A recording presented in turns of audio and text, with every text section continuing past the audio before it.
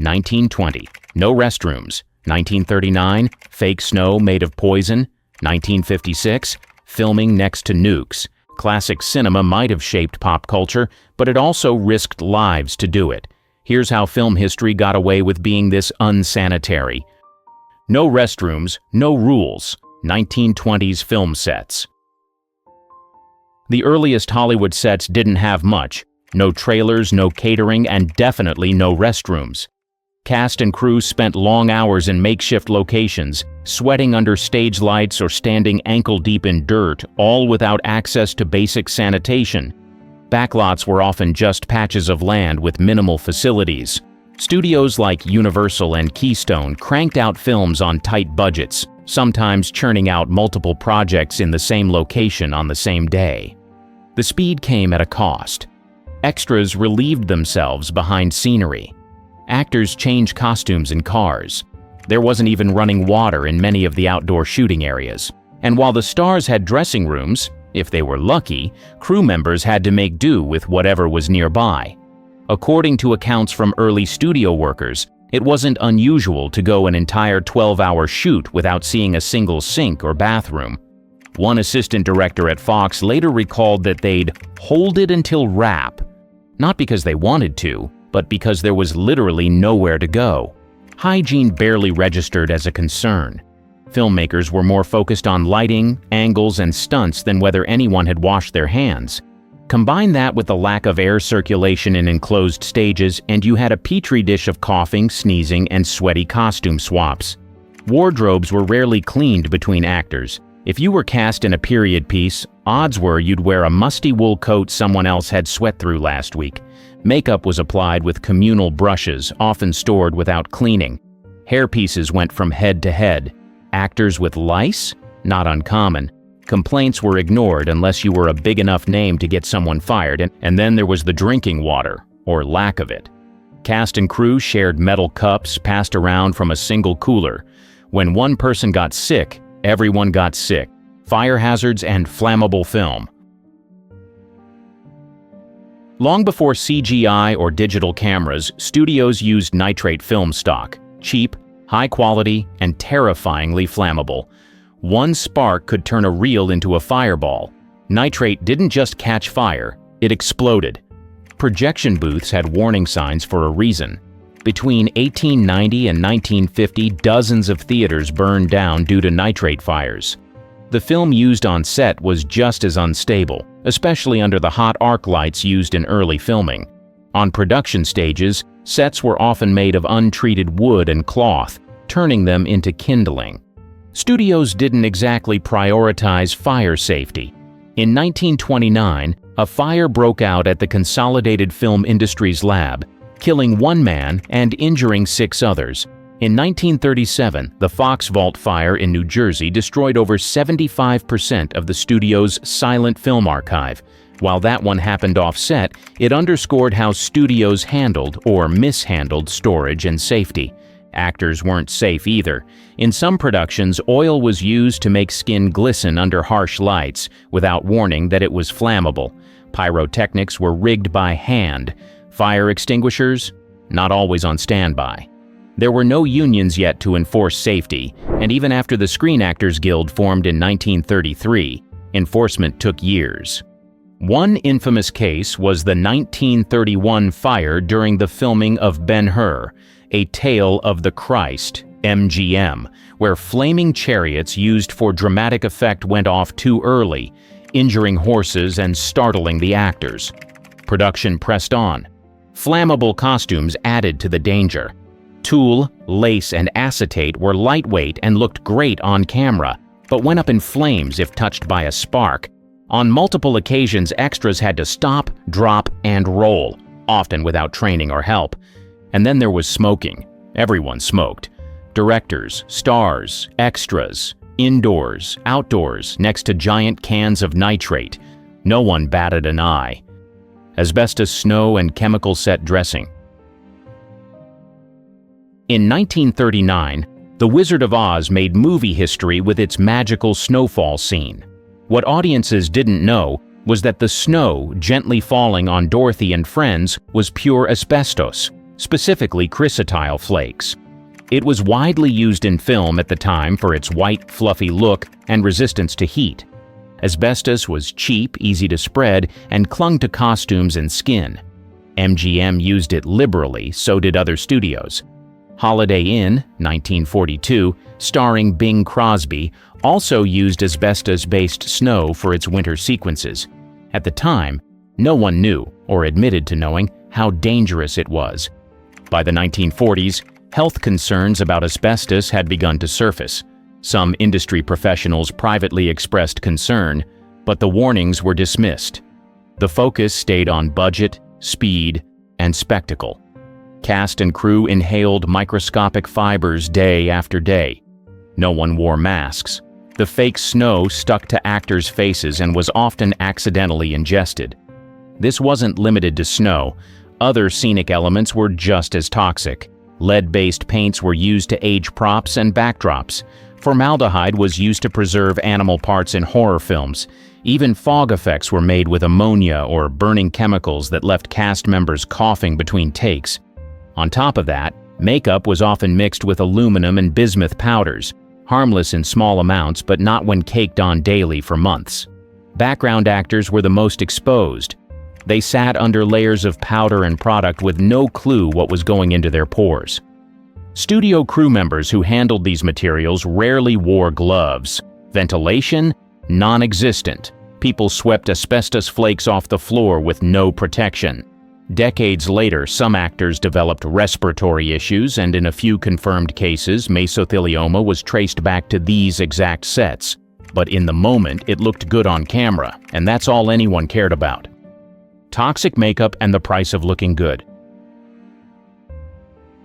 Looking flawless on camera came at a cost, especially when the products were poisoning you. Actors in the 1930s and 40s were routinely slathered in makeup packed with lead, mercury, and arsenic. One of the most infamous products was pancake makeup, developed by Max Factor for Technicolor films. It looked great under studio lights, but it was so dense that it clogged pores and baked into skin during long shoots. Removing it required harsh scrubs or solvents. Some actors even used kerosene. For horror and fantasy roles, things got worse. Boris Karloff's transformation into Frankenstein's monster involved layers of green grease paint containing copper-based pigments. Lon Chaney Jr. in The Wolfman sat through hours of application with spirit gum, crepe hair, and toxic adhesives that caused skin rashes and infections. After filming The Mummy, Karloff reportedly said the removal process was more painful than the scenes themselves. There were no hygiene standards for brushes, sponges, or tools. Shared makeup kits passed through dozens of hands. If someone had an eye infection, tough luck, the product kept circulating. Mascara was especially risky. Early versions were made with coal dust and petroleum jelly, which easily irritated eyes.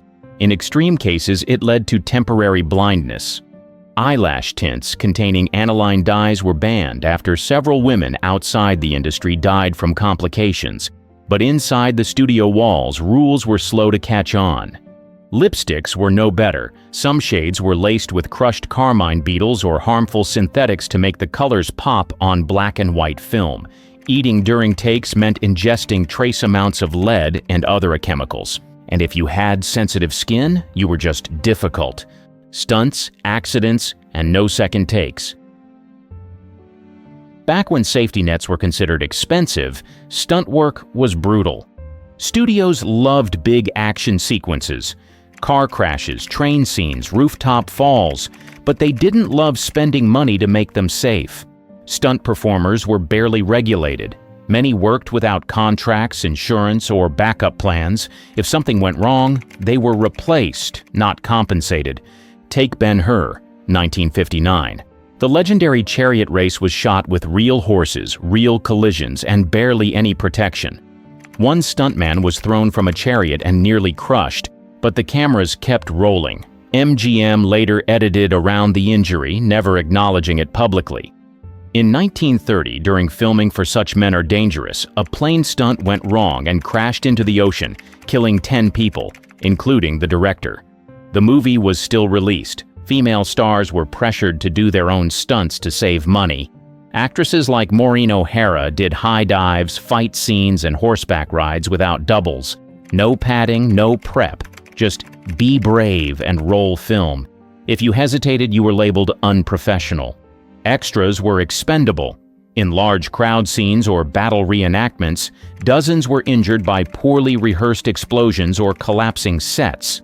There were no unions to protect them until SAG began enforcing stunt safety in the late 1940s, and even then, enforcement was inconsistent. Pyrotechnics were another hazard. Explosives were often rigged by stagehands with no formal training. Burns were common. Fire extinguishers weren't always nearby. Alfred Hitchcock's Rebecca, 1940, had a set fire that went out of control. The crew barely escaped before the ceiling collapsed. There were no reshoots. If someone got hurt mid-scene, studios sometimes used the footage anyway, injury and all. It was raw, it was risky, and no one wanted to be the one to slow production. In classic Hollywood, you didn't call OSHA. You crossed your fingers and hoped you made it to wrap. Filming near fallout. When The Conqueror filmed in the Utah desert in 1954, the cast had no idea they were standing in radioactive dust. Producer Howard Hughes wanted dramatic scenery, so he picked a location downwind of a U.S. government nuclear testing site, specifically St. George, Utah, near where over 90 atomic bombs had been detonated just years earlier. The area was labeled safe, but fallout levels were never fully disclosed. John Wayne, Susan Hayward, and the rest of the cast spent weeks shooting there. To make matters worse, Hughes had tons of the radioactive soil shipped back to Hollywood to reshoot scenes on sound stages, literally importing the problem. No protective gear, no warnings. Just clouds of dust kicked up during long days of filming. Out of the 220 crew and cast, nearly half developed cancer in the decades that followed. Wayne, Hayward, director Dick Powell, and several others later died from the disease. Though the government denied any direct connection, the numbers raised questions that never fully went away. Even more disturbing? Hughes allegedly bought up every copy of The Conqueror after its release, ashamed of its box office failure, and possibly fearful of lawsuits. The movie wasn't just a critical disaster, it became a dark footnote in Hollywood history, but it wasn't the only case. Other productions filmed in areas with environmental risks. Abandoned factories, toxic mines, even near pesticide-laden farmland, without safety checks. The emphasis was always on the look, not the long-term impact. Animal mistreatment and dirty set conditions. Before the American Humane Association began monitoring sets, animal welfare in film was an afterthought. Directors wanted realism, not safety, and that applied to humans and animals alike. During Jesse James, 1939, a horse was reportedly pushed off a cliff for a stunt. It broke its spine. The scene stayed in the final cut. The incident was so upsetting that it helped spark early advocacy for better animal protection on sets, but change was slow.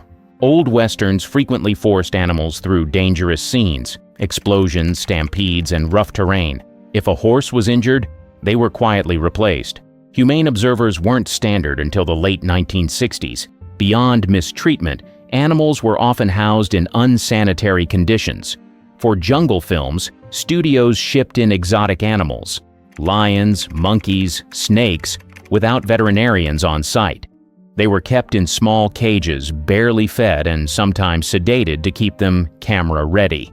On the set of Tarzan films, chimpanzees reportedly bit crew members.